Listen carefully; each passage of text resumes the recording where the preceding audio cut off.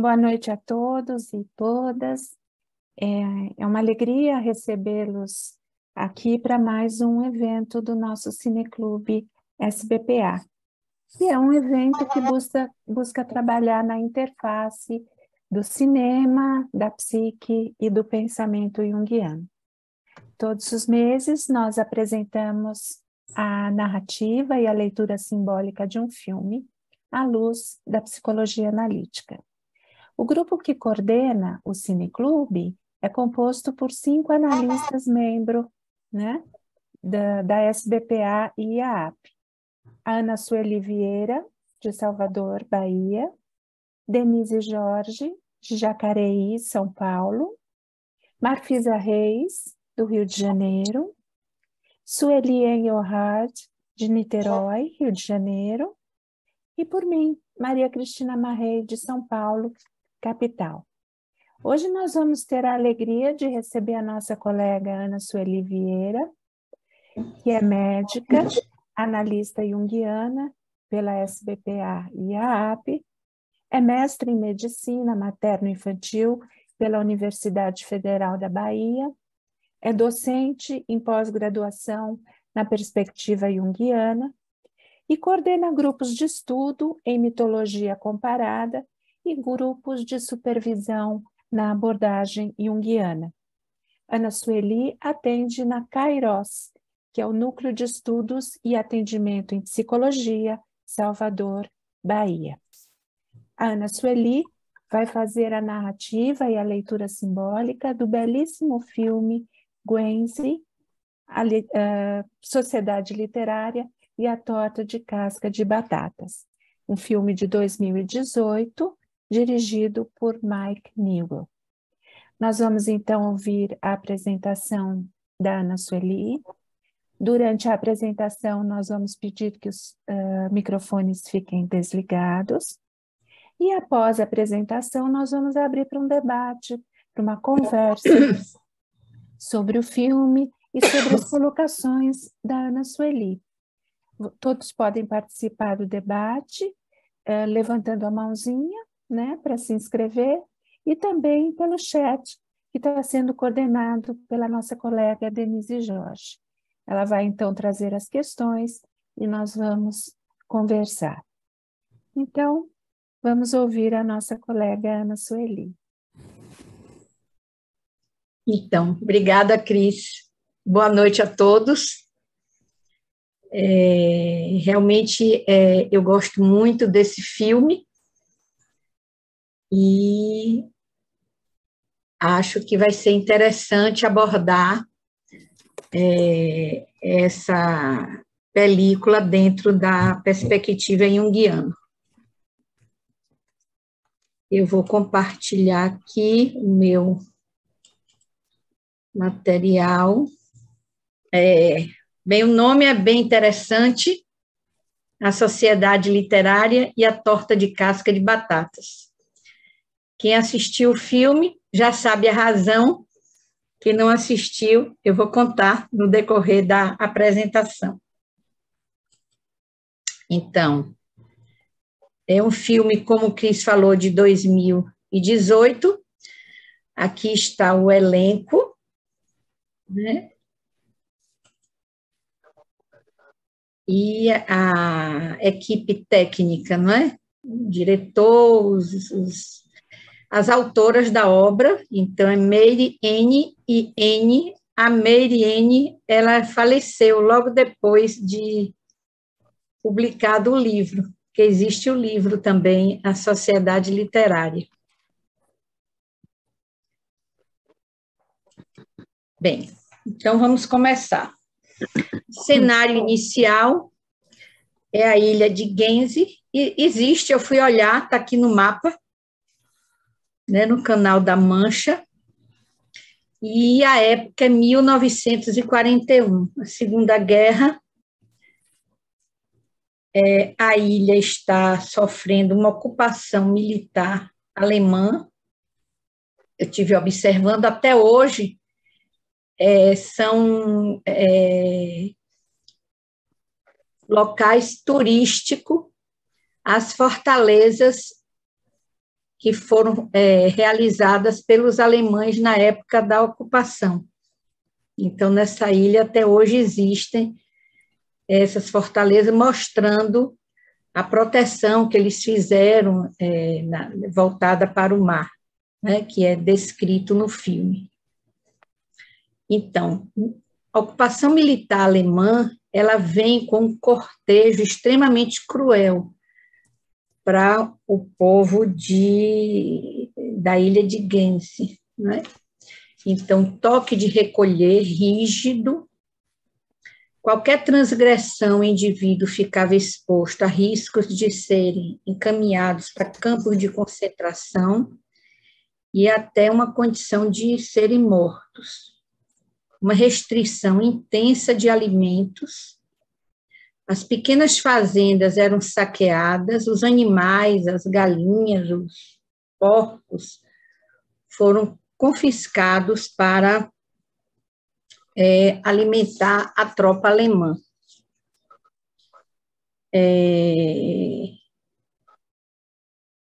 Os animais, como eu falei, eram levados para alimentar a tropa que ocupava a ilha e que impunha atitudes violentas, injustas e cruéis para uma população até então pacata, isolada e conservadora. Os correios foram fechados durante todo o período que os alemães permaneceram na ilha, assim como os rádios, e ninguém podia sair da ilha sem a autorização das tropas alemãs.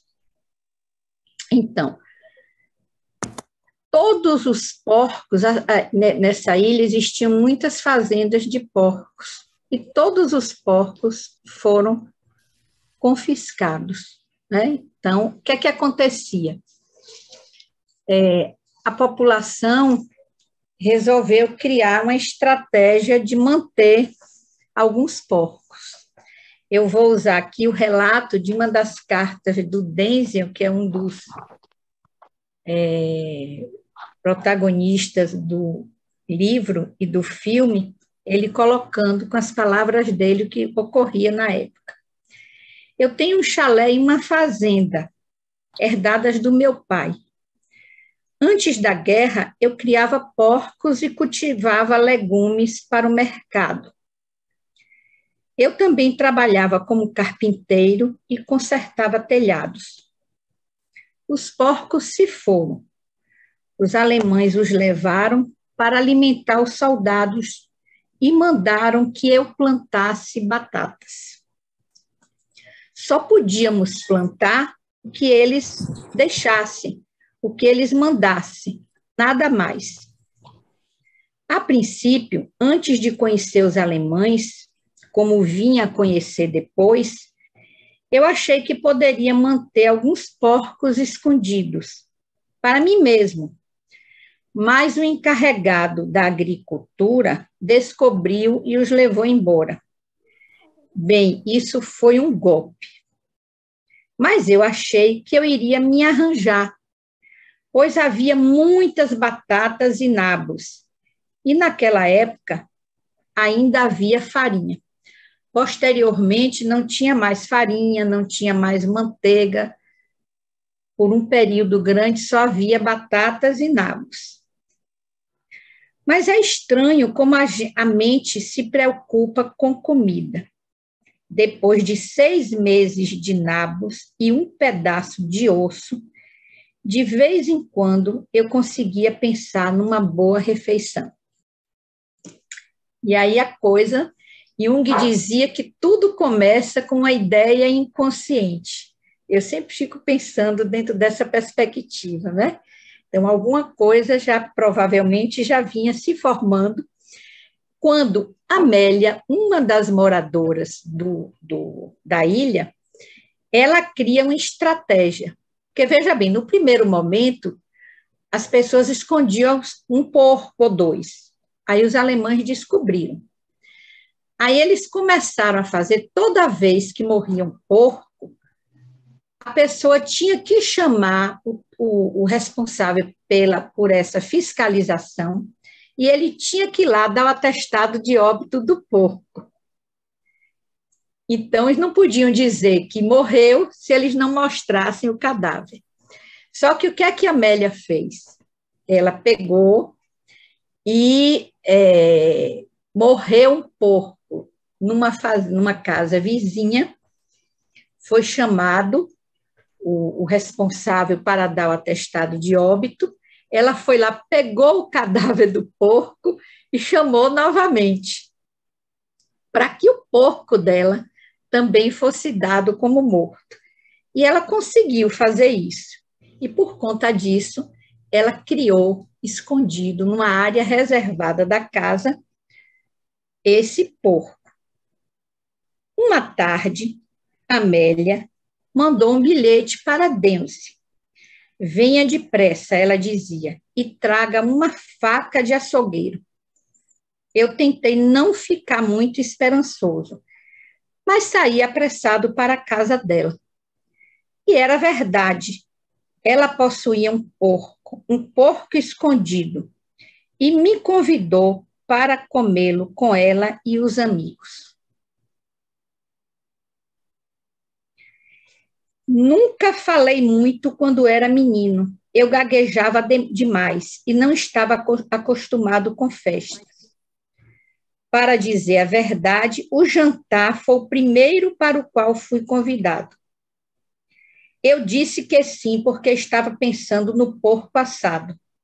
Mas o que eu gostaria mesmo era de levar meu pedaço para comer em casa. Foi sorte não ter podido realizar o meu desejo, porque essa foi a primeira reunião da Sociedade Literária e a torta de casca de batata de Guence, embora não soubéssemos disso na época. Então, Amélia convida algumas pessoas e faz um jantar, que é, como quem viu o filme deve ter percebido, uma situação extremamente emocionante, não é? Ela havia perdido o marido também na guerra, Amélia, né? A ideia de fazer um jantar para ela não era só a questão da comida, apesar de a comida também ser importante, porque eles só estavam comendo batata há muito tempo. Mas era também o alimento da alma, né? O encontro, o reencontro dessas pessoas que estavam apartadas, isoladas, num momento de extrema melancolia, de extremo sofrimento, uma vivência realmente de Nigredo, né? Um afastamento, um isolamento, medo, não é? Então, esse jantar traz toda essa conotação afetiva para essas pessoas que são convidadas. Então, a história do porco, então, traz uma simbologia de uma refeição decente, que já era lembrança longínqua na vida deles. O gin de Isola, que vai ter um papel importante no desenrolar da história, que vai levar... Por que esse gin é importante? A gente tem que vir para aqui primeiro. O Ibn leva uma torta de casca de batatas. Nessa época já não tinha mais manteiga nem farinha. Então, a torta era feita à base com casca de batatas e o recheio com purê de batatas, coberto de tirinhas de casca de batatas. Então, o que se falava é que precisava do gin para que a comida descesse. Porque, segundo o que eles colocavam, tinha um gosto horrível, né? Mas o que é que acontece? Eles comem felizes, brincam, dão risada, é um ambiente amoroso, é um ambiente sensível, a emoção é percebida em cada olhar, nesse reencontro desses amigos. O afeto, como eu coloquei, sacia a fome do corpo e a fome da alma. Com isso, o que é que acontece? Eles esquecem da hora do toque de recolher. Então, quando eles saem da casa de Amélia, então eles são 5, né? Amélia, a Elizabeth, o Denzil, o Iben e a Isola, né? Cada um com a característica diferente. Se a gente pensar no livro, e a gente vai falar isso posteriormente, né? No livro, no filme, como expressões de figuras da alma que aparecem assim como nos sonhos, nós vamos observar essas figuras, né? Cada uma com a personalidade própria, com a forma de se colocar no mundo, com a forma de se colocar dentro de tudo aquilo que estava vivendo, que eles estavam vivendo. Então, eles saem da casa de Amélia para ir para a casa dele já depois das 10 da noite.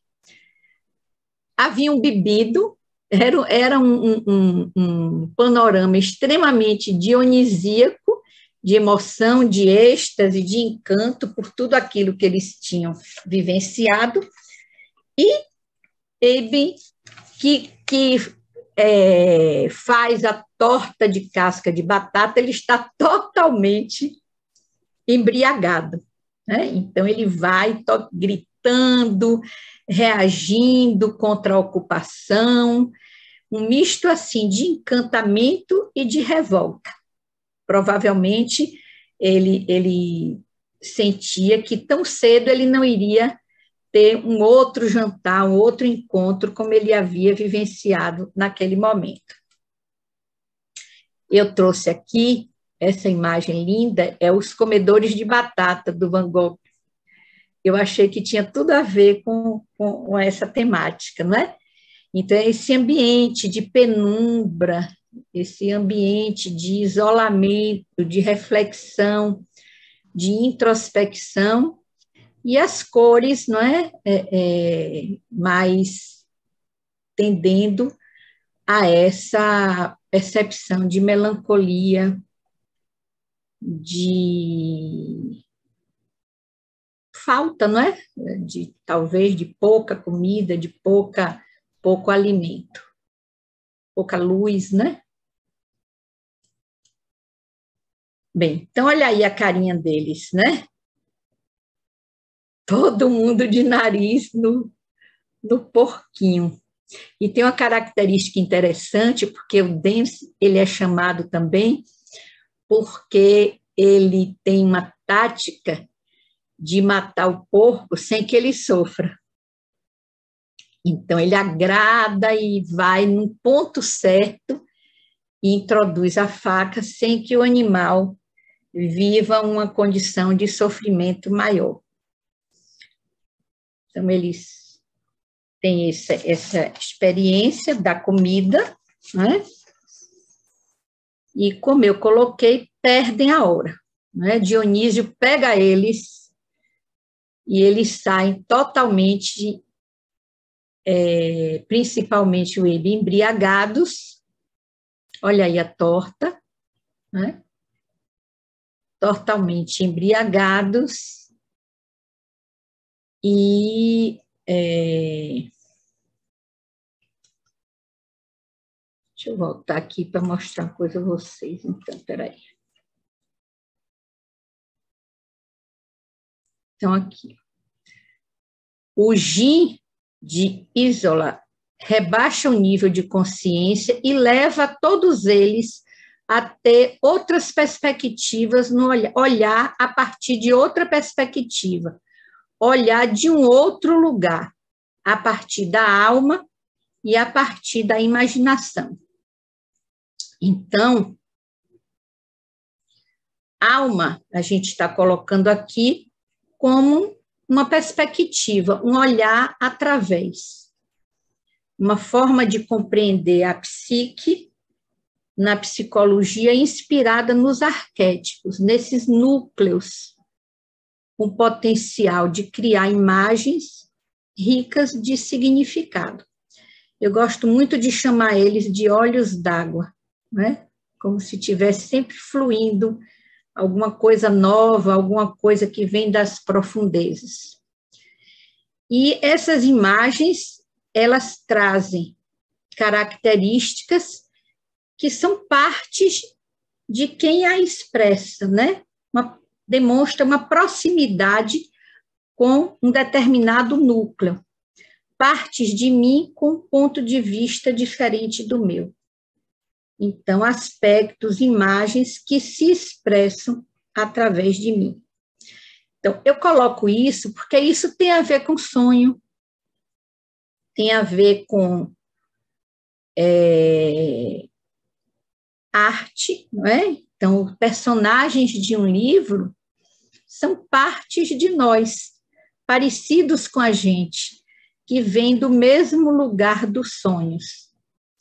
Então, daí a importância da leitura, que a gente vai ver posteriormente, como uma forma também de expansão da consciência, como uma forma de percepção das imagens e como uma forma de aprendizado, de uma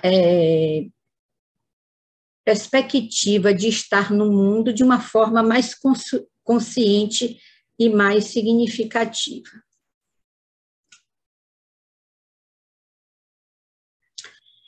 Bem, então eles vêm andando, conforme eu coloquei a vocês, com toda aquela agonia, toda aquela liberação, de acordo com a bebida, né? Com o mundo de Dionísio, de Baco, e, claro, de forma talvez até esperada, eles se batem, a tropa, os fiscais da ocupação aparecem. E aparecem extremamente agressivos, né? Vocês estão fora do horário, vocês vão ser presos, e eles ficam extremamente assustados, já imaginando tudo que pode acontecer com eles a partir daquele encontro, né? Então, o Jung traz esses momentos assim inusitados, esses momentos assim inesperados, mas capazes de determinar uma mudança, trazendo uma característica que ele chamou de luminoso, né? Então, algo luminoso, algo diferente, algo inesperado, algo fascinante. Então, ele diz, o momento em que aparece a situação mitológica é sempre caracterizada por uma intensidade emocional peculiar. É como se cordas fossem tocadas em nós que nunca antes ressoaram, ou como se forças poderosas fossem desencadeadas, de cuja existência nem desconfiassem. E aí o que é que acontece, né? Dentro desse contexto que eu estou trazendo para vocês agora, eles ficam assustados, a Isola tenta fugir, mas vem um outro grupo de alemães do outro lado, e aí eles perguntam, o que é que vocês estão fazendo aqui? Aí ela olha a Elizabeth e vê que um dos alemães tem um livro no bolso. Né? Olha o psicopompo, o livrinho aqui, acenando, né? E aí, de uma forma espontânea, providencial, ela diz, nós estávamos lendo e perdemos a hora. Nós gostamos de ler. E, por conta disso, nós passamos do horário, do tempo de recolher. Nós fazemos parte de um grupo de leitura. E aí ele manda o cara, olha aí se está registrado isso. Claro, não estava registrado. E aí eles, não tem saída, vocês vão ser presos. Mas aí o Eben vomita, né? Tem um ímpeto e vomita, cai no sapato do líder, né? Dos alemães, e aí eles ficam irritados, e a impressão que dá é que eles querem se livrar logo daquele povo ali.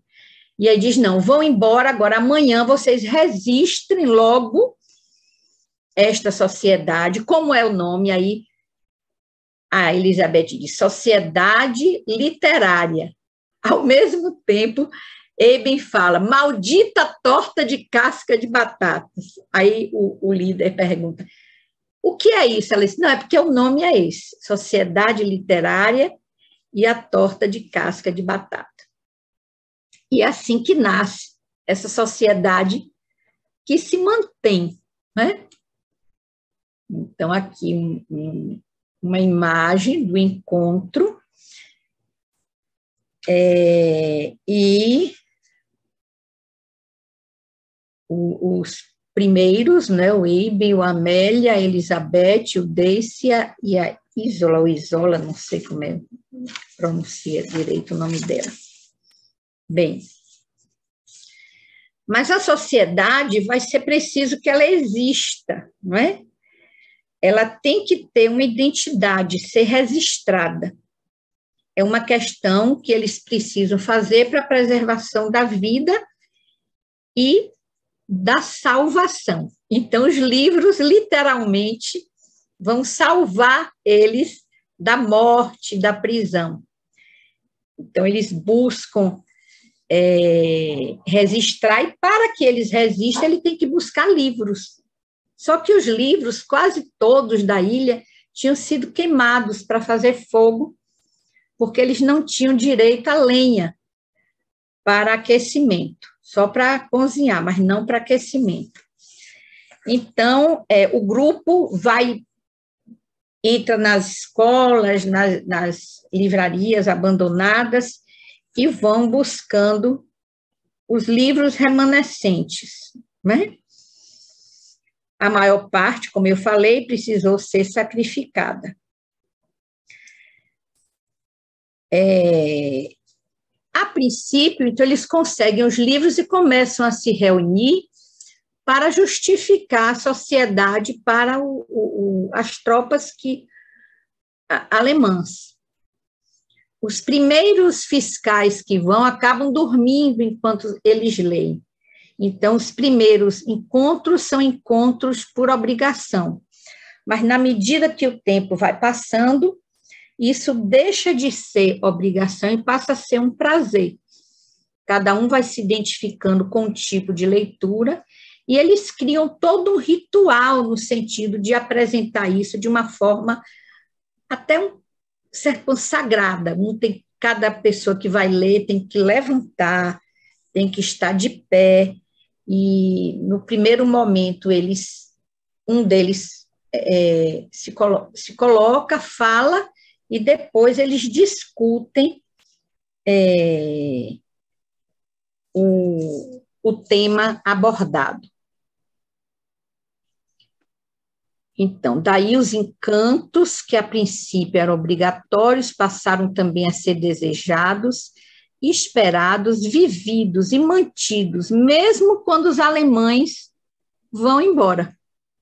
Então, quando eles vão embora, a sociedade se mantém. Os alemães se vão, deixando um rastro de desolação, dor, perdas e mudanças em cada indivíduo, em cada lugar, em cada lembrança e em cada saudade, do que foi perdido, do que foi roubado, do que ficou sem notícias e sem retorno. Então, essas são as imagens, são as questões que eles vivenciam com mais frequência. Eu achei essa foto linda, né? Então, é toda uma reverência à sociedade. Ele, esse garotinho, é neto de Eben. É interessante porque na véspera, quando eles sabem que os alemães vão chegar, eles mandam as crianças para Londres, ou para os arredores de Londres.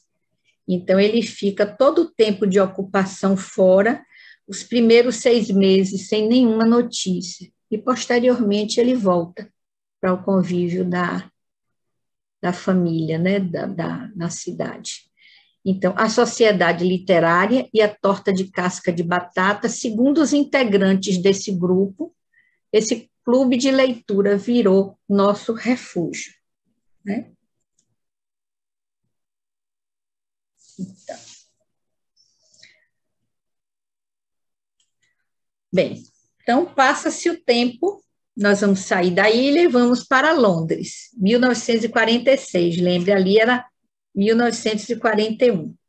Então, 1946, nós vamos encontrar Juliette Aston, né? Uma jovem escritora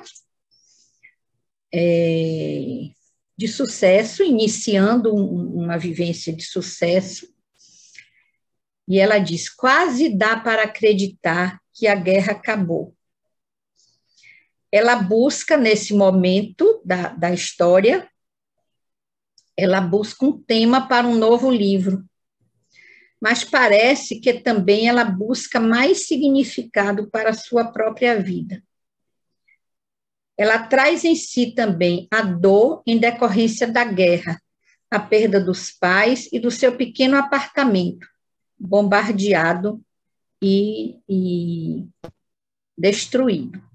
Sidney é seu editor exigente, mas amoroso.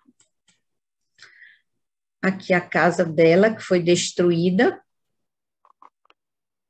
e a casa aqui, que é sugerida por Sidney, o editor dela, para ela comprar, mas ela se recusa. A gente percebe que ela não está muito à vontade com esse sucesso, com essa prosperidade mais requintada. A impressão que dá é que ela quer uma vida mais intimista. Então, ela tem um noivo bonito, rico e apaixonado. Porém, eu percebo muito extrovertido, o que contradiz com Juliette, mais imersa em imagens e desejos, ainda não reconhecidos totalmente por ela mesma, mas aparece quando ela responde a carta que chega da ilha de Guernsey, a ilha que abriga histórias e que também abriga a nossa sociedade literária e a torta de casca de batatas. Então, Guernsey, um dos integrantes da referida sociedade, o fazendeiro de porcos, é um jovem, também bonito, dono de uma fazenda. Ele manda uma carta com um teor original e sincero. Então, o que é que ele diz aqui? Vou falar rapidinho. Senhorita Juliette Aston, meu nome é Denzil Adams e moro na minha fazenda na paróquia de Guernsey. Eu a conheço porque tem um velho livro que foi seu. Então, o que é que acontece? Quando eles vão buscar aqueles livros para registrar a sociedade, ele encontra um livro que foi dela, de Juliette, né? Aí a gente pergunta, mas por que ele demora tanto para mandar essa carta? Porque não tinha correio. Os correios ficaram fechados durante todo o tempo de ocupação, assim como rádios, né? Escolas, tudo ficou fechado. Então, ele encontra um livro que era dela, com o endereço dela. E é de um autor, Charles Lamb, que ele gosta muito, né? Ó, aqui é o noivo da Juliette, aquele que eu falei que é bonito, que é apaixonado. Ele pede ela em casamento, aqui. E aqui as festas requintadas, né? Que ela vai com ele. Que ela, a impressão que dá é que ela deseja gostar, mas não gosta tanto, né? Existe, me parece, uma inquietação nela, uma busca para o tema do livro e uma busca, eu imagino, também para um tema para ela. Então, aqui o livro que ela dela, com endereço, que ele encontra naqueles lugares mofados, abandonados, e a carta que ele manda, não é? E aí, olha o que ele diz, né? Ele fala de uma forma bem legal, ele diz: vou ser direto, adoro Charles Lamb, meu livro de seleção. Então, fiquei imaginando se isso queria dizer que ele tinha escrito outras coisas. São estes os textos que eu quero ler. E, embora os alemães tenham ido embora, não há mais nenhuma livraria aqui. Aí ele pede a ela se ela podia procurar algum livro desse autor que ele gostou, e, segundo ele, fez ele muito rir durante a ocupação. E que ele pagaria, ele mandaria o pagamento, se ela pudesse encaminhar para ele. É engraçado que esse endereço que ela manda o livro já não existe mais, é aquele apartamento que foi destruído, mas acabam reencaminhando para o novo endereço dela. Como ele coloca aqui, ó, Charles Lamb me fez rir durante a ocupação alemã, em especial o que escreveu sobre o porco assado. Então, e ela fica encantada com a carta, não é? Ela fica tocada. Ela acha, e ela responde para ele, não é? E diz assim: olha, talvez os livros tenham um instinto secreto que os leve até os leitores perfeitos. Ela fala que ela vendeu aquele livro porque era uma época que ela estava sem dinheiro e que ela tinha 2 exemplares e que acabou indo para a mão dele. Então, um livro como um psicopompo. Para Jung, o psicopompo seria uma energia que movimenta imagens, né? E na medida em que movimenta imagens, cria possibilidades de mudanças, de transformações. O psicopompo pode se apresentar através de um objeto, de uma pessoa, de um momento, de uma experiência, né? Então, ele tem várias possibilidades de se apresentar. Ele diz, eu lia várias vezes, não havia muito a fazer durante a ocupação, e Charles Lamb me fez rir. E diz a ela, eu sei que você existe porque tem um livro seu. Como ele é bonitinho também, ele e ela, né? Todos dois. Bem, e aqui eu vou trazer um pouquinho das palavras do Dêncio Adams, não é? Sobre livros, sobre liberdade, sobre assuntos afins. Ele diz, é uma liberdade particular sentir o mundo escurecer à sua volta e precisar somente de uma vela para vislumbrar novos mundos. Isso ele fala enquanto ele está lendo, né? Naqueles momentos que ele não tinha nem luz, ele lia através de velas, né? Foi o que encontramos na nossa sociedade. E aí ele diz a ela, você já sabe do que os livros são capazes. E diz mais, temos isso em comum, apesar de vivermos em mundos diferentes. E no final ele fala uma coisa que eu concordo plenamente, os livros salvam, né? Então foi no fundo dos livros que me refugiei, eles me salvaram.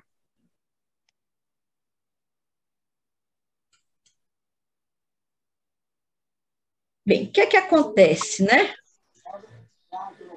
Acaba que Juliette resolve ir à ilha para conhecer os integrantes da sociedade literária, que ela acaba tendo conhecimento através das cartas, né? Porque ele fala, depois ela começa a manter correspondência com Isola, menos com Amélia. Amélia é mais reservada, né?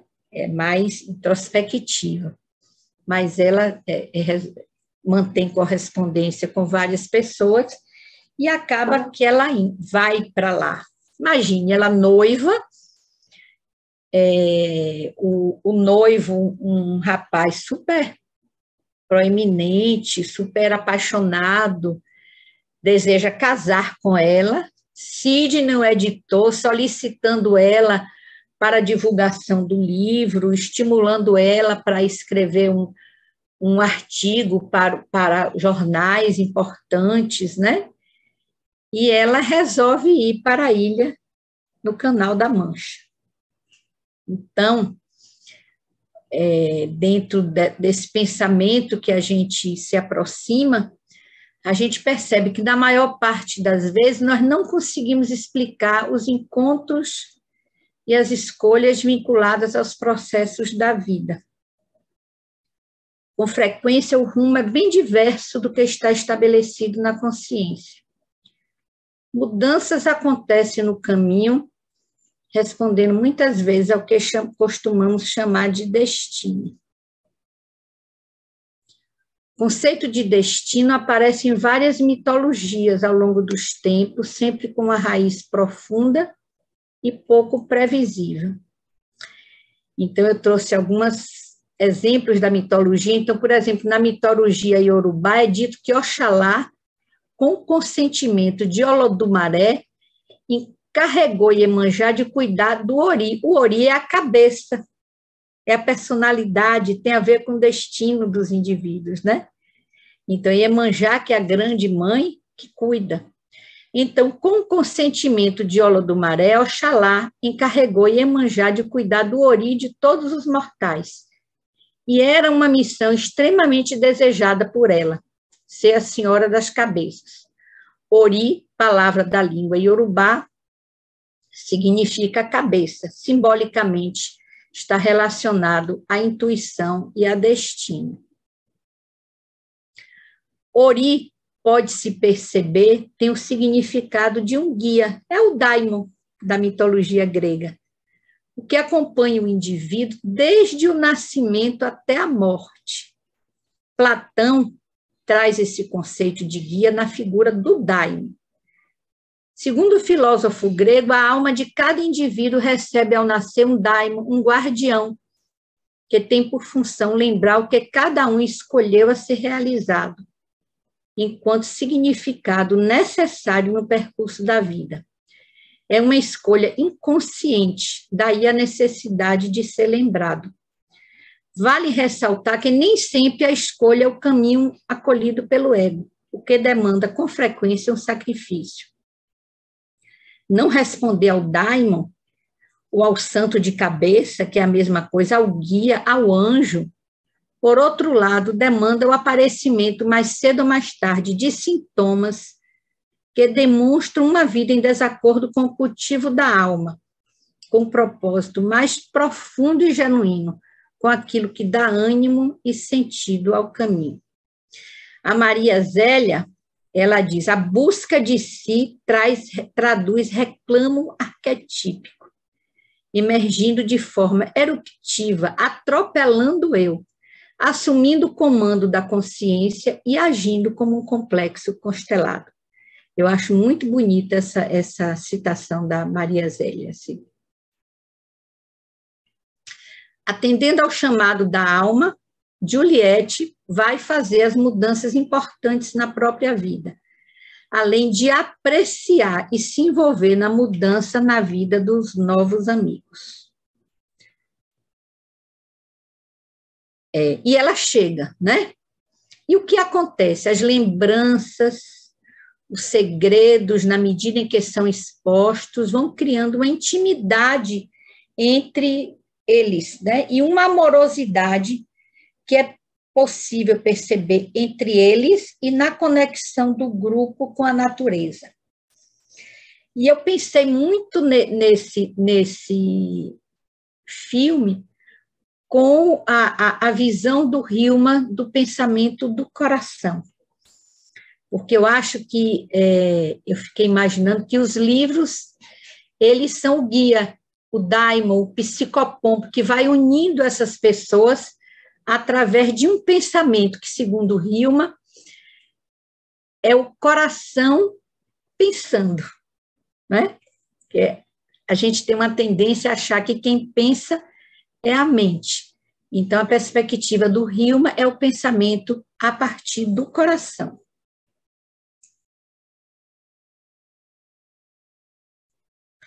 Então, a outra citação da Maria Zélia que ela diz: os ritos iniciativos representam atividades pelos quais o indivíduo se propõe a adentrar uma compreensão nova, um tempo inédito de sua vida, ou conhecimento de fatos e realidades que até então não lhes haviam sido permitidos. E é isso que acontece com a Juliette. Ela vai ficando, a princípio, ela pensou somente em escrever um artigo para um jornal. Mas depois o artigo do jornal não era mais importante. Ela queria saber, ela queria se aproximar, ela queria ajudar, ela queria se integrar, fazer parte daquele grupo.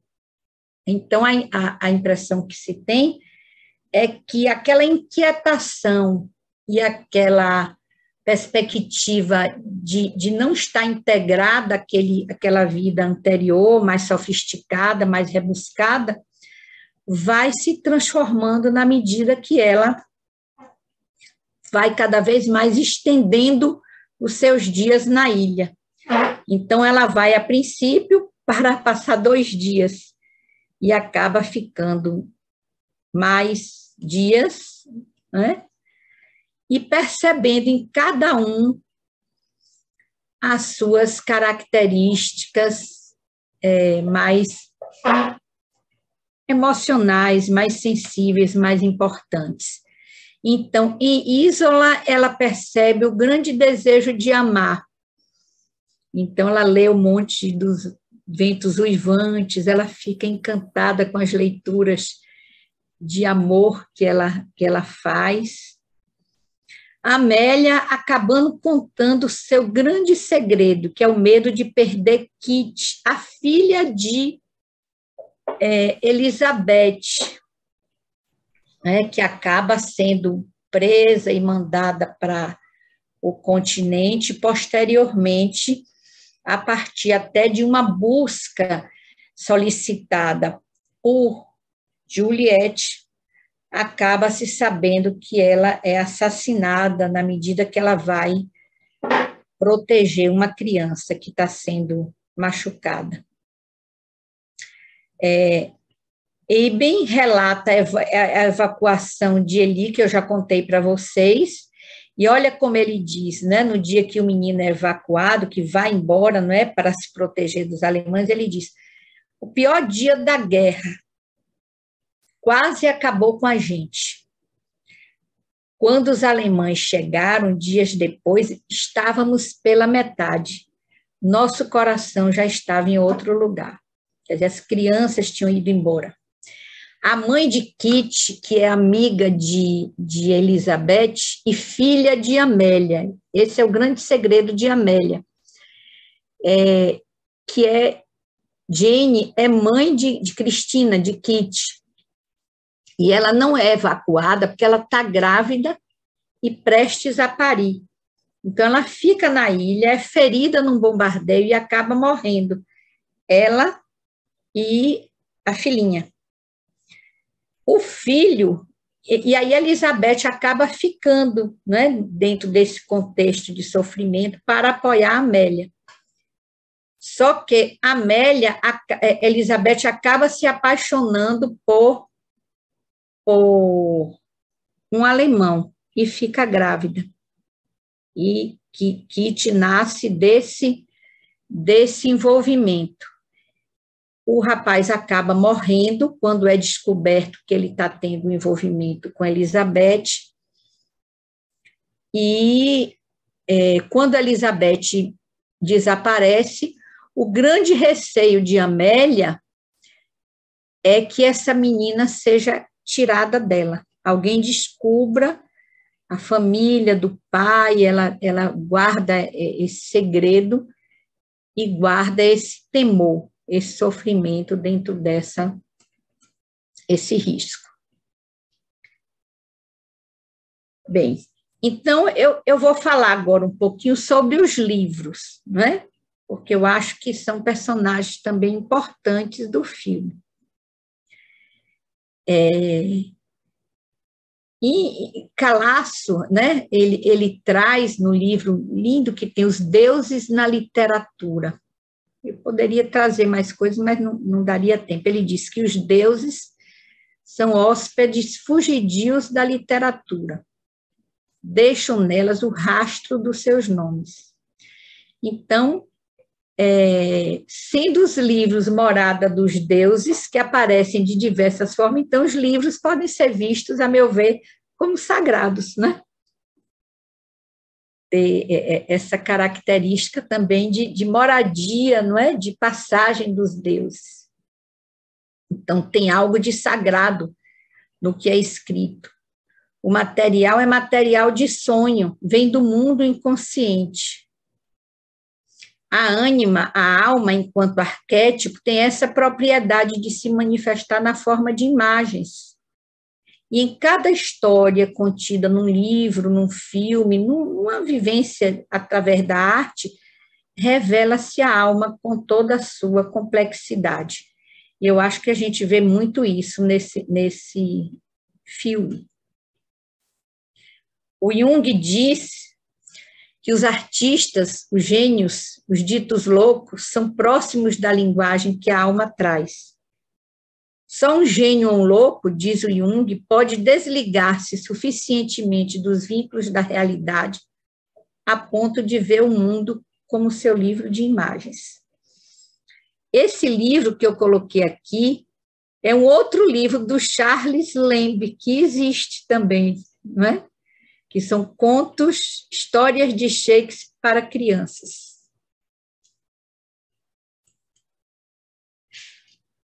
Quem escreve, não é? A gente olhando dentro dessa perspectiva do Jung, que só um gênio louco pode desligar-se e acessar esse mundo de imagens, então eu fico imaginando que quem escreve, então, pode se pensar, mergulha fácil nesse mundo de imagens, tornando-se naturalmente capaz de exprimir aquilo que colhe nesse mergulho. Quem escreve dá voz a essas figuras inconscientes, a despeito das técnicas e rimas utilizadas para esse fim. Isso eu acho que eu repeti, eu já tinha botado. E o Jung coloca também sobre os artistas, né, as pessoas ligadas à arte, à literatura, à pintura, à escultura, ele diz, essas obras praticamente se impõem ao autor. Sua mão é, de certo modo, assumida. Sua pena escreve coisas que sua mente vê com espanto. A obra já traz em si a sua forma. Tudo aquilo que ele gostaria de acrescentar será recusado. Olha que coisa incrível. O que o escritor quer colocar pode ser recusado. E tudo aquilo que ele não gostaria de aceitar, a alma pode impor. E aquilo aparecer no livro. Eu já contei uma vez a vocês do grupo de cinema que tem um relato da Zélia, mulher do Jorge Amado, que ela diz que um dia acordou, chegou há muitos anos, quando ele escreveu o livro, né? Chegou na sala, que ele escrevia na sala, na maquinazinha de escrever, e ela diz, bom dia, meu amor. E ele diz, sua amiga é uma descarada. Aí ela, que amiga, o que é isso? Ele, Dona Flor, resolveu ficar com os dois, né? Então, isso tem tudo a ver com o que Jung está colocando dentro dessas citações. E ele diz mais, mesmo contra a sua vontade, tem que reconhecer, o escritor, o artista, tem que reconhecer que nisso tudo é sempre o seu si mesmo que fala, que é a sua natureza mais íntima, que se revela por si mesmo. Tem uma analista junguiana, a Lília Gramacho, ela é da AJB, ela escreveu a monografia dela de conclusão da formação, é muito bonita, ela se chama, eu botei até aqui, chama-se A Verdade das Mentiras, a literatura inspirando a prática clínica. Então, essa é uma citação do Prieto, que está nessa monografia da Lília. Assim como as aranhas tecem, nós humanos narramos. Em todas as culturas, em todos os credos, as histórias sempre exerceram um papel primordial. Na antiga tradição oriental Sufi, por exemplo, a sabedoria se alojava nas histórias, e só elas salvavam da loucura. Quando uma pessoa enlouquecia, convocavam contadores de história, eles se revezavam, contando histórias e mais histórias, até que ela recuperasse a lucidez. E a Lília traz também, primeiro, essa citação que está no trabalho dela, da Hannah Arendt, que diz: toda dor pode ser suportada se sobre essa dor se puder contar uma história. Eu acho que isso tem tudo a ver com a história das pessoas desse filme. E a Lília coloca aqui mais: nós não somos os criadores das nossas ideias, mas apenas seus portas-vozes.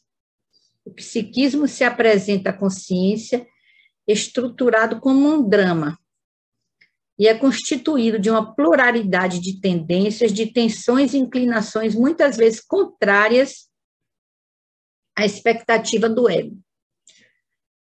Somos constituídos de uma legião de pessoas psíquicas com vontades autônomas, onde diferentes vozes se expressam. E o processo de individuação consiste no movimento sofrido de desadaptação, regressão, expansão e transformação da personalidade para uma nova readaptação, onde o diálogo é a via para alcançarmos novos pontos de vista. Então, eu também considerei que isso tem tudo a ver com o que a gente vivencia ao assistir esse filme. Então, livros vêm da base poética da alma. Então, pegando essa reflexão do Hillman, né, que ele diz: a alma tem a ver com profundezas. Então, livros têm a ver com profundezas, que faz alma na medida em que prossegue esse movimento. Isso é do Heráclito. O Platão fala o mito exprimindo o inexprimível. A psique, mente idola um corpo infitino, e a elaboração do pensamento metafórico e vivo. Então, a alma, ânima, inconsciente, coletivo, arquétipo em Jung. A poética da alma em Bachelard. E o Mundos Imaginários do Henri Corbin, né, que inspirou bastante o James Hillman nos seus estudos sobre a imaginação. Então, para encerrar essa reflexão sobre livros, né, eu trouxe isso que eu acho muito lindo do Jung. Ele diz: assim sendo, a convicção do poeta de estar criando com liberdade absoluta seria uma ilusão do seu consciente. Ele acredita estar nadando, mas na realidade está sendo levado por uma corrente invisível.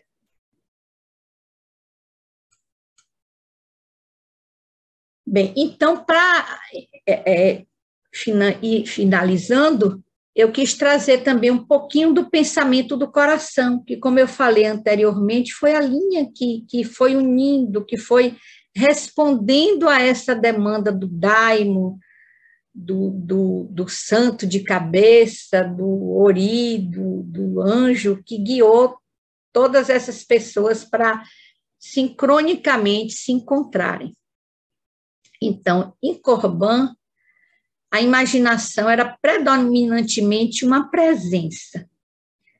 Estava-se na presença da própria imaginação, na qual e por meio da qual o espírito se move do coração rumo a toda a origem. Então, eu penso que isso ocorreu, né? Então, a gente vai ver no filme que a Juliette acaba respondendo, se entregando realmente à demanda da alma. Ela termina o noivado, ela sai daquele lugar cheio de requintes e ela, desculpe quem não assistiu, eu vou dar o spoiler, mas ela vai ficar com o Denzel na ilha de Guernsey. Então, ela vai morar lá, ela vai viver naquele lugar tão cheio de alma, tão almado, né, para ela.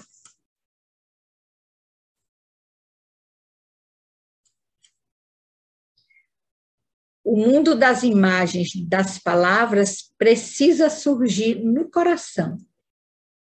A inteligência imaginativa significa um conhecer e um amar simultâneo por meio do imaginar.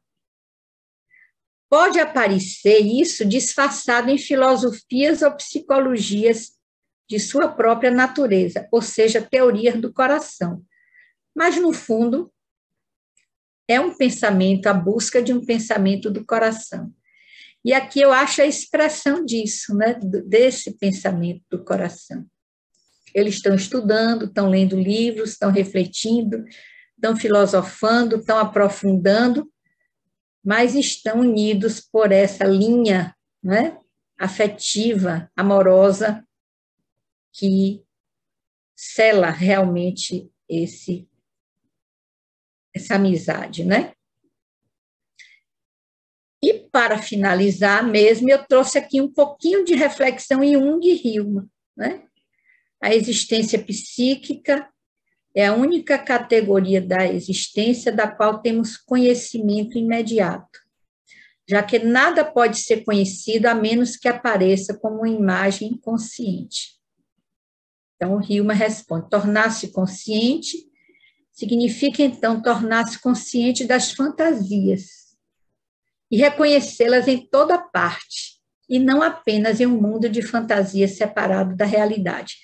Então, é dar realidade à fantasia, realidade a essas figuras que nós encontramos nesse livro, né? Elas são verdadeiras, são reais, assim como as figuras dos sonhos, não é? Elas têm autonomia, têm vida própria, ensinam, mostram, estimulam reflexão. Não há nenhum argumento final, diz Jung, contra a hipótese de que estas figuras arquetípicas são dotadas de personalidade desde o começo e de que não são simplesmente personificações secundárias.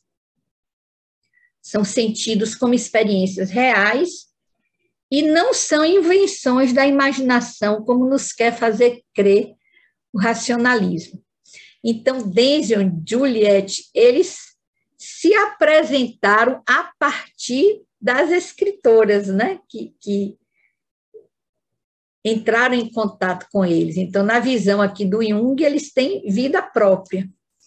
O apoio principal que tive, diz o Hillman, para compreender a integração de ânima como um reconhecimento da ânima como um número personificado, vem do próprio Jung, e a gente vê aqui.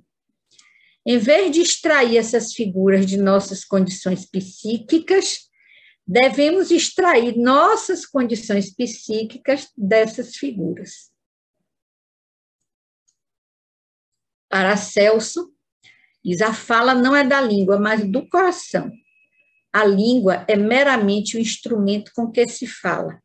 Aquele que é mudo no coração, não na língua. Da maneira como falas, assim é o seu coração. Então, nessa sociedade, a meu ver, a palavra veio através do coração. Aqui é o nosso grupinho, é uma homenagem aqui ao nosso grupinho de leitura daqui de Salvador, né? Tem pessoas também de fora, né? A Beth de São José dos Campos, tem a Glória do Rio, povo aqui de Salvador, tem uma pessoa da Paraíba. A gente está acabando de ler o segundo volume de Fausto, né? E aqui a bibliografia que eu utilizei para imersão nesse trabalho. Gente, eu queria agradecer, acho que eu passei do tempo um pouquinho, né? Desculpe.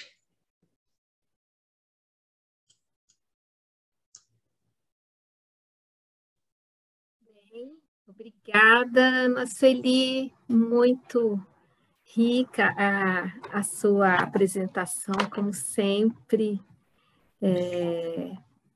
Acho que isso em nós, né, ressoando aí os pensamentos do coração, né, de você para nós aí. Agora a gente vai abrir para as perguntas, tanto via chat quanto quem quiser pode levantar as mãos. Eu só quero, antes de abrir para vocês, fazer um comentário aqui, porque a Geni Nascimento perguntou para a Ana Sueli se ficariam disponibilizados os slides. Mas eu me lembrei depois que, na verdade, o nosso encontro está sendo gravado. Então, naturalmente, né, tudo isso vai para o YouTube e os slides estarão lá, porque foi gravada a apresentação. E uma outra pergunta veio da Roberta, porque ela queria saber a obra, né, de Jung, onde tem as citações, mas a Ana Sueli também colocou no final. Na bibliografia. Então, na gravação, naturalmente, né, lembrando que quem está aqui pela primeira vez, ou quem nos acompanha sempre, aí o Cineclube, os encontros são sempre gravados e ficam disponíveis, né, na página da SBPA, lá no YouTube, na verdade. Né? Então, vocês podem ver, rever e acessar tudo lá. Aqui tem vários comentários, ó, agradecendo, muito bom, Ana Sueli, parabéns, obrigada. Há um pedido de mostrar novamente a bibliografia, o Edson Pedro tá pedindo aqui. De qualquer forma, vai ficar gravado, né? Está gravado e ela vai estar disponível. Muito obrigada. Vários agradecimentos aqui. Então, a gente abre neste momento para perguntas. Fiquem à vontade, tanto via chat, e aí eu vou acompanhando aqui, quanto levantando as mãos, a mãozinha.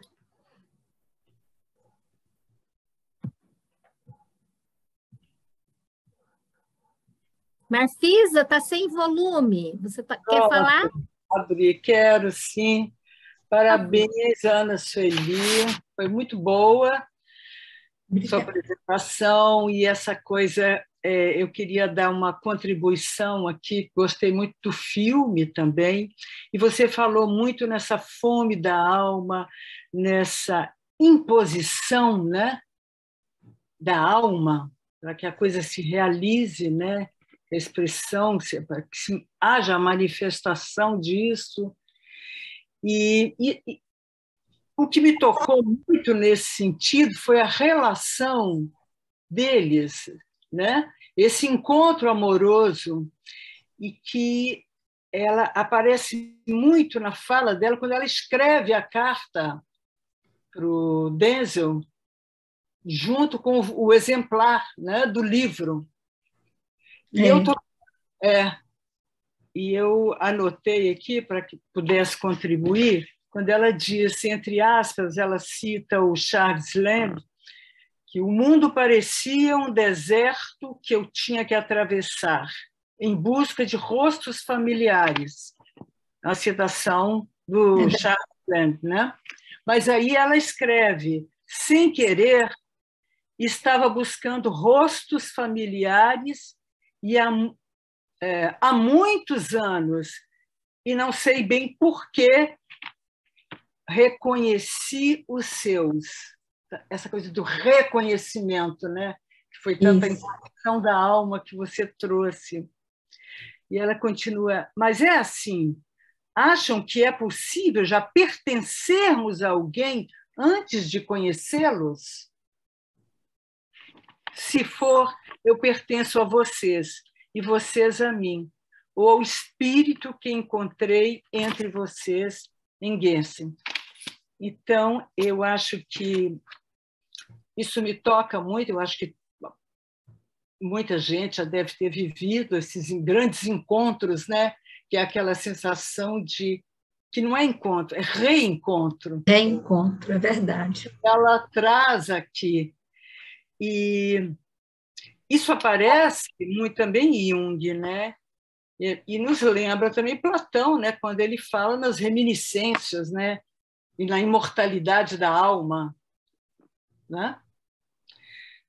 E Jung também, quando ele vai dizer desse encontro de homem e mulher, que ele vai dizer que cada homem traz em si a imagem de não desta mulher, mas de uma determinada mulher, e que essa imagem é basicamente inconsciente, vinda de tempos imemoriais, quer dizer, o arquétipo. O mesmo acontece com a mulher. Ela também tem uma imagem inata do homem, né? Então, e o que muitas vezes é o mistério de grandes encontros, né? Onde você é levada, que você colocou muito bem, como somos impulsionados a esses encontros, né? E que a gente percebe que são reencontros, né? Então, exatamente isso. É isso aí, Marfisa. E a gente tem a impressão que foi um reencontro mesmo, esse encontro deles, né? essa foi a sensação dela, né? Exatamente. Na carta. E que é verdade. Aquela inquietação que ela fica na festa, né? Olhando aquelas pessoas conversando coisas que não tinham nada a ver com ela, né?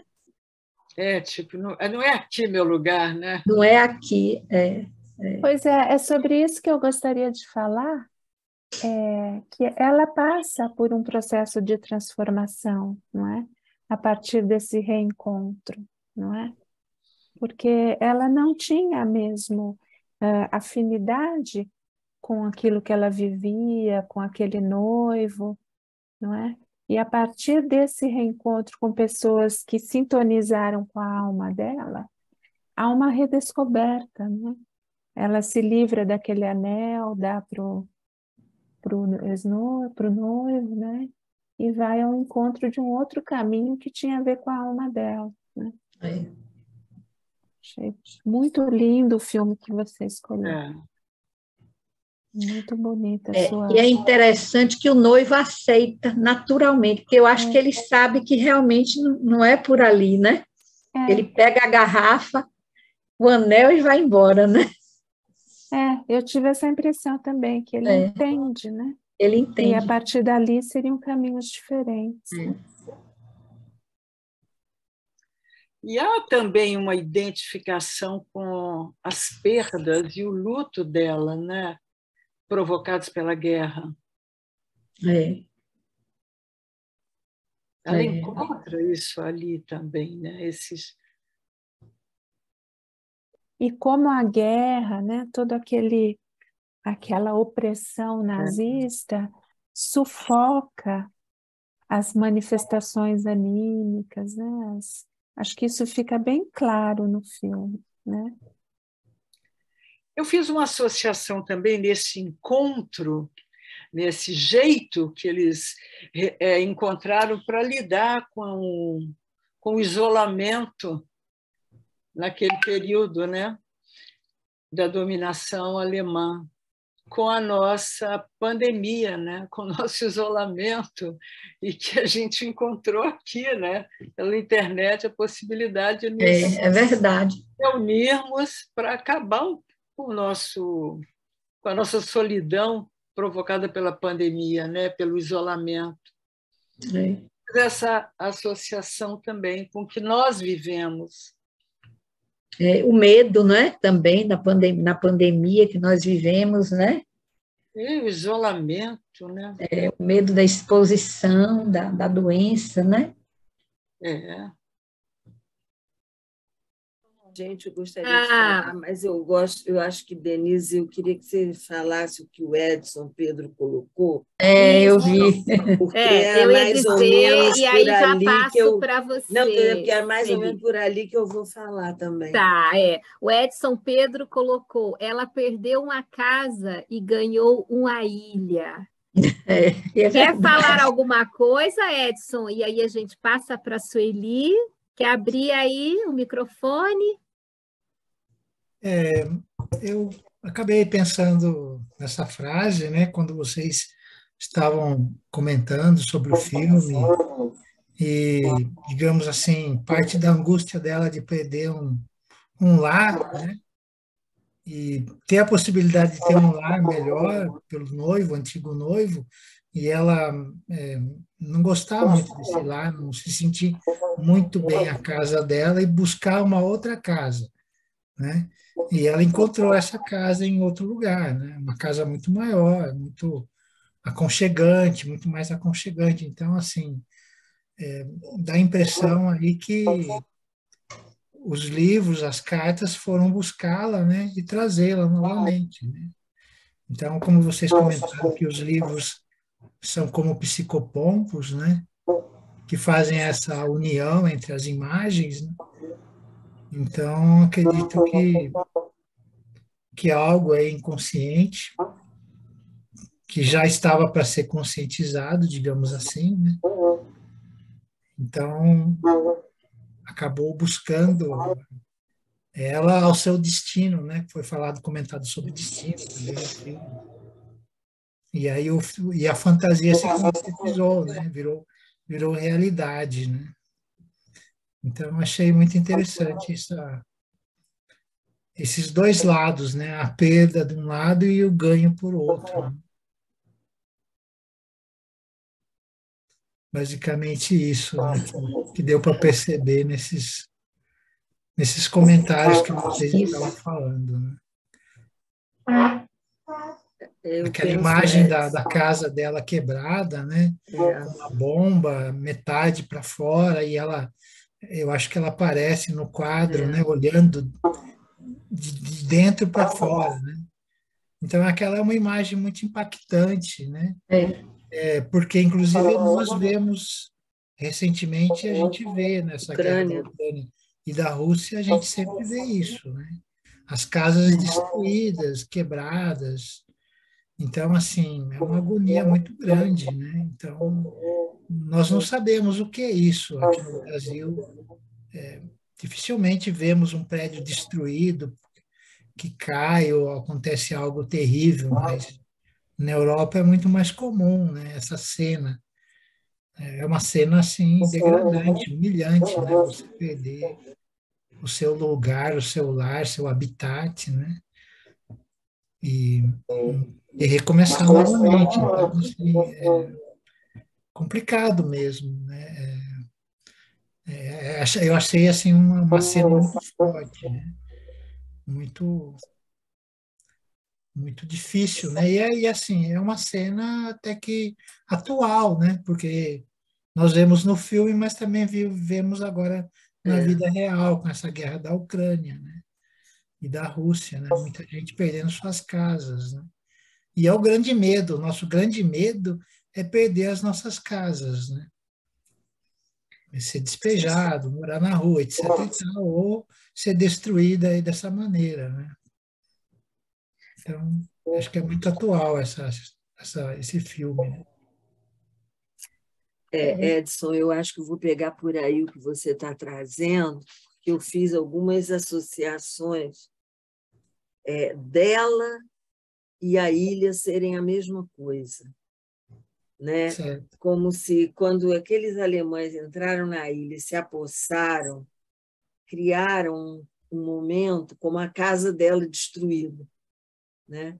E aí, aquelas pessoas que conseguiram aquele toque dionisíaco, é muito interessante que quando Dioniso pega você e você não é um seguidor dele, porque eles não eram, eles estavam ali se reunindo para comer, eles estavam sobrevivendo, né?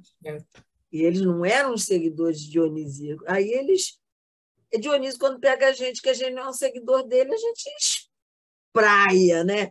O negócio explode, né? E foi justamente o que aconteceu. Mas, ao mesmo tempo, protegeu eles, porque quando, né, Ana Su, a menina tem a saída de dizer, não, nós estávamos lendo, porque viu que um deles lia, Livro. né? Quer dizer, era a união que aquela turma podia entender do que é que eles estariam fazendo de forma...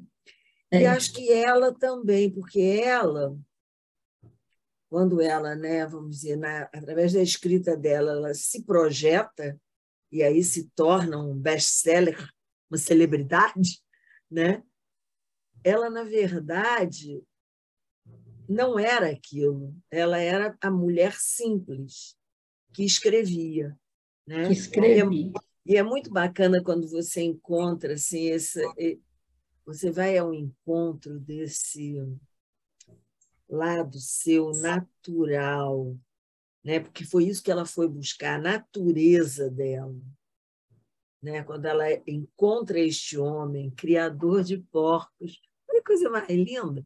Você imagina uma mulher que vivia lá nos glamoures, mas não quero nada disso, eu quero aquele criador de porcos, mas porque está falando para a minha alma.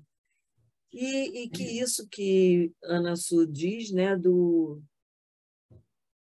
que o Hillman aprofunda, mas que já em Jung aparece, né? Jung diz das duas funções de julgamento, que é o racional, o raciocínio, lógico, pensar, e a lógica do coração, que é uma outra forma de apreciação.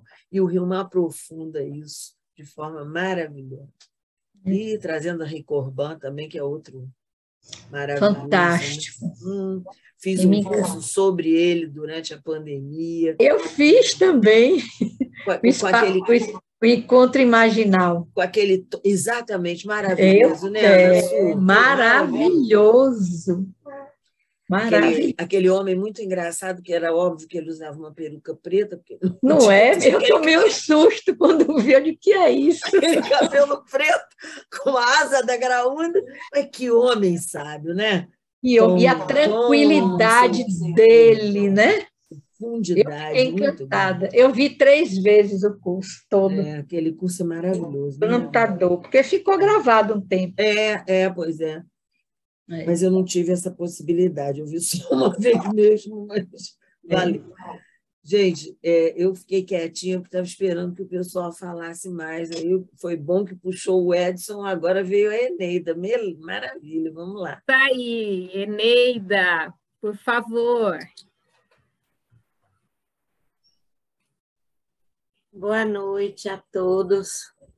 Gente, esse filme me arrebatou, me tomou assim, eu fiquei apaixonada. E a gente tem uma história com esse filme, né? Mas, assim, me chamou muito a atenção 2 personagens que funcionaram para ela como elementos importantes de assertividade e de segurança. Aquele editor, que era a sua função pensamento, que lhe ajudou na organização das suas finanças, inclusive ela se reporta a ele e diz: eu ainda tenho alguma coisa, ainda dá para continuar a vida, né? E aquela criança, que é a continuidade de uma nova vida, né? A continuidade da vida de um outro lugar, uma nova vida que surgiu ali naquela ilha, que ela, quando recebe aquele amor dele, né? do criador de porcos, já vem um pacote completo, porque ele era um homem que maternava, né? Um homem com uma ânima almada, nutrida, e eu penso que isso reverberou nela, na essência da intuição dela. Então, esses 2 pontos me chamaram muito a atenção e eu queria trazer aqui para compartilhar com vocês. É interessante que Eneida traz, né? Eu ia colocar isso no final, mas vou antecipar logo. Nosso grupo de leitura foi criado por uma amiga nossa, Ana Lúcia, ela faleceu esse ano, e ela criou o grupo de estudo depois que viu esse filme. Então, esse filme, em 2018, esse filme tem uma história, né? Então, ela faleceu esse ano, uma pessoa maravilhosa. Uma outra coisa que eu queria colocar é que ela que pede ele em casamento, né? A Juliette é que pede ele em casamento. E uma outra coisa que é bem interessante, no fim do filme, quando já está nos créditos, eles mostram que a sociedade continua. Porque, se vocês olharem, o tempo inteiro ficam discutindo sobre um livro, né? Então, marca a permanência da sociedade literária, né?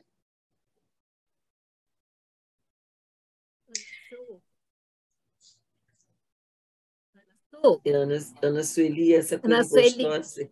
Espera um pouquinho, Denise, Ah, essa coisa tá, gostosa claro. que você trouxe da Zélia com o marido, né, com o Jorge Amado. Como isso é bacana, né? No momento da criatividade mesmo, que você está envolto dentro daquilo, né? Dentro daquele, aquela coisa te possui, se coloca através de você, que é isso, né? Que você trouxe muito bonito ali, né? A gente pensa, e o Jung, né? Ele pensa que ele está nadando, ele está sendo levado. Levado. Isso é maravilhoso, né? Isso é fantástico. Muito, e ainda mais esse sotaquezinho baiano é muito gostoso a gente ouvir. É bom. Pois é.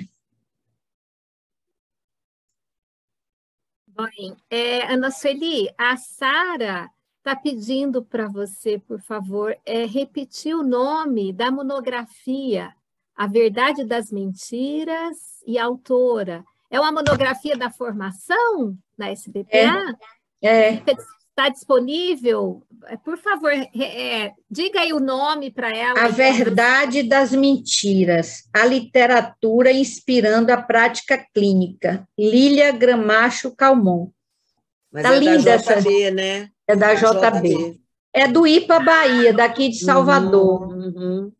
É uma monografia muito bonita. Lília, ela lê muito e ela fez essa monografia. Vou depois fotografar e vou botar no... Lília, você deve, como é que se diz, estimulá-la a transformar isso num livro. Lília Gramacho Calmon. Ela escreve livros infantis, os livros dela são bonitos. Ela é bem, mas é provável, eu acredito que ela vá transformar num livro. E é incrível esse nome, né? A Verdade das Mentiras. Ou seja, a ficção, teoricamente uma ficção, não é uma ficção, é uma verdade arquetípica, não é? Quando até lembrei aqui uma citação do Colasso que você trouxe, que os livros como morada dos deuses, né?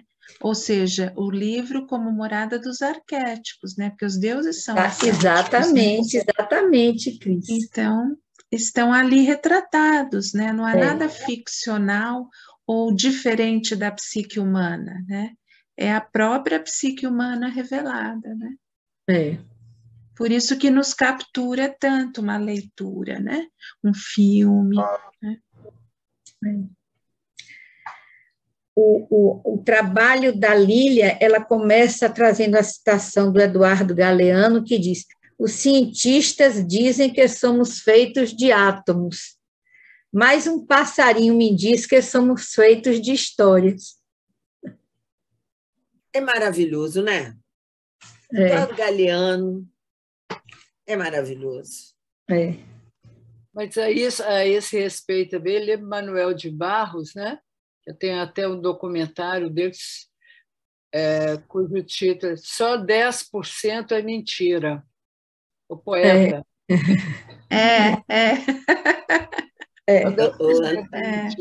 Ana Sueli, do Eduardo Galeano, uma prima que eu tenho, que terminou um casamento, vocês imaginem, há 50 anos atrás, né?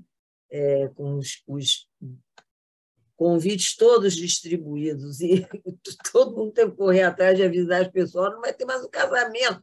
Um amigo nosso que não foi avisado chegou na igreja, a igreja toda apagada. Essa minha prima acabou indo para a Argentina e trouxe de lá um quadro, que obviamente era para a alma dela, né? Mas que diz assim: ao perdeste tu a mim, ambos perdemos.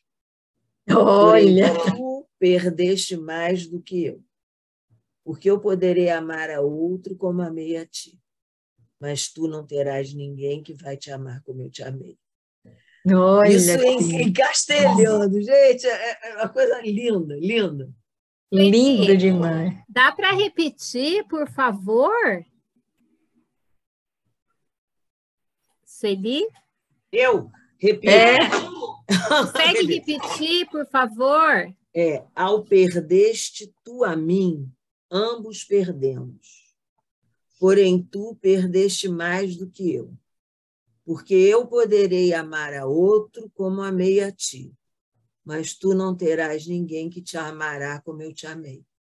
Olha! É mortal! Maravilhoso! É mortal. Maravilhoso! É quase como se fosse uma maldição na língua. Vingança da maligna. Poxa. Que lindo, muito lindo. Aí, nesse sentido nessa ideia ainda da verdade das mentiras, eu me lembrei quando a Celi falou do efeito curativo das histórias, do livro do Hillman, Ficções que Curam. Ficções que curam. Porque ele traz essa ideia de que as histórias que contamos sobre a forma como contamos as nossas histórias, a nossa história, é a forma como vivemos a nossa vida. Exatamente. Então, na medida em que a gente cura a forma como contamos a nossa história, nós estamos curando a nossa vida, né? E o processo terapêutico, aí se a gente for pensar na nossa clínica, né, é essa possibilidade de contar e recontar, né, até encontrar uma ficção que cura. Ou, como o Hillman diz, né, no livro, transformar histórias de caso em histórias da alma. Né? E a gente pode trazer também a monografia da Beth, né, da Elizabeth Cristofoletti, que eu não vou me lembrar o título, mas ela também traz uma ideia, não é isso? De contar a história. Como é que é? Alguém lembra? Eu li, mas não me lembro o nome, porque é diferente o nome. É uma transcriação, não sei se é algo assim, mas se conta a história e conta de novo, e conta de novo, até ela chegar num ponto, deu. Essa ficção, né, ela não, é a melhor. É melhor. É a melhor. E aí ela faz sentido. E parece que a Juliette encontrou, né, essa possibilidade, a história de vida, né, ou a história da alma que fazia sentido para ela. Isso é um trabalho que se faz dentro da terapia de família, que é das narrativas, onde um mesmo fato, vamos dizer, você chega lá e conta a tua história.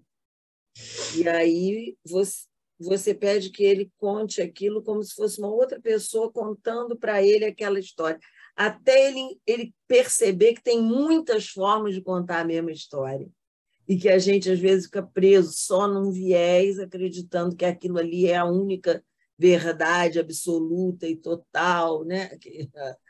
A gente... Aliás, eu acho que o Moitará, quem pôde ir ao Moitará esse ano... Gente, que coisa linda! Abriu para a nossa alma uma capacidade de olhar a vida por outra ótica. Muito linda. A ótica do coletivo, a ótica do congraçamento, a ótica... Eu até fiquei pensando assim, não ia falar isso lá não, mas aqui para vocês eu posso falar. Sempre cabe mais um com Rexona. Né? Eu acho que ali eles trouxeram essa possibilidade É isso mesmo. de nós sermos múltiplos e não apenas únicos. Nós temos a nossa unicidade, mas sem a multiplicidade nós não somos nada.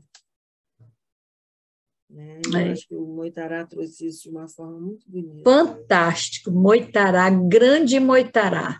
Grande mesmo. Eu coloquei no finalzinho lá, botei assim, o saudoso Taboada diria, esse foi um Moitará dos bons. Ele gostava de falar isso, né? Ela fala do Daniel, emocionante. Muito lindo. Temos tempo ainda, temos aí alguns minutos. Alguém quer fazer alguma colocação?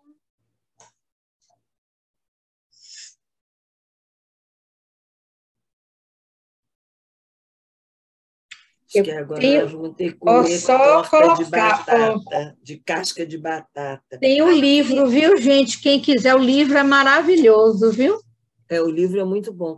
Mas deixa eu falar uma coisa, falando em batata e Sociedade Torta de Batata.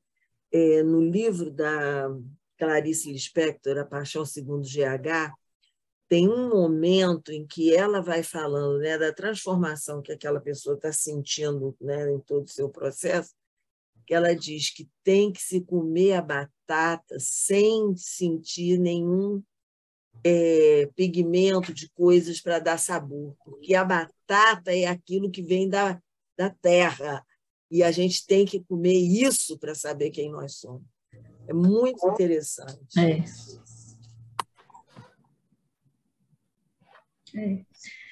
Pois é, e o livro é muito legal, é um livro, são cartas, é epistolar, mas as cartas são lindas, muito verdadeiras, muito bem escritas, muito gostoso de ler.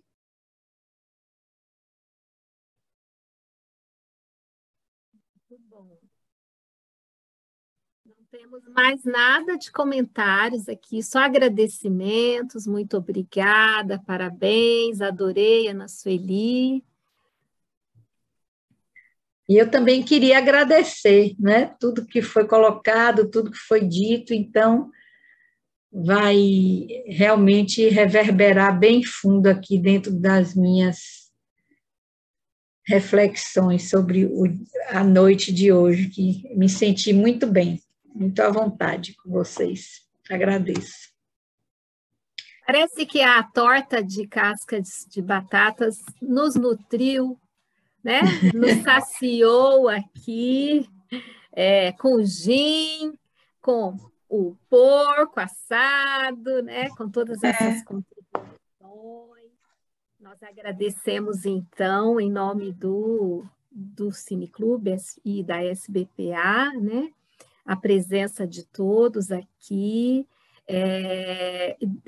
Lembrando que a gravação será disponibilizada posteriormente lá no YouTube, então vocês podem rever e até compartilhar com outras pessoas que não puderam estar aqui, né? Todos os outros encontros estão lá também, então quem está chegando agora pode ir lá saborear, né? Porque esse alimento não se reduz a esse encontro. O menu não é só a torta de casca de batata, tem outros pratos deliciosos. E Denise, lá. Em novembro nós teremos o nosso último encontro. Exato, né? Exatamente, Sueli. O último do ano. Isso. Na última segunda-feira de novembro, nós teremos o último encontro do ano, depois a gente dá uma pausa e voltaremos em março, né? Então, estão todos já convidados, a gente vai posteriormente divulgar, né, qual é o filme e abrir as inscrições, então é só ficarem aí atentos. E nós agradecemos a presença de todos e a Ana Sueli por nos brindar com essa riqueza, né? Com esse grande banquete. Hoje a gente teve aqui a possibilidade de saborear um grande banquete. Obrigada, Muito Deus. bom, Ana Su, parabéns, parabéns. Obrigada. Muito Parabéns, viu, Ana Su? Obrigada a nós todos. Boa noite. Boa noite. Boa noite.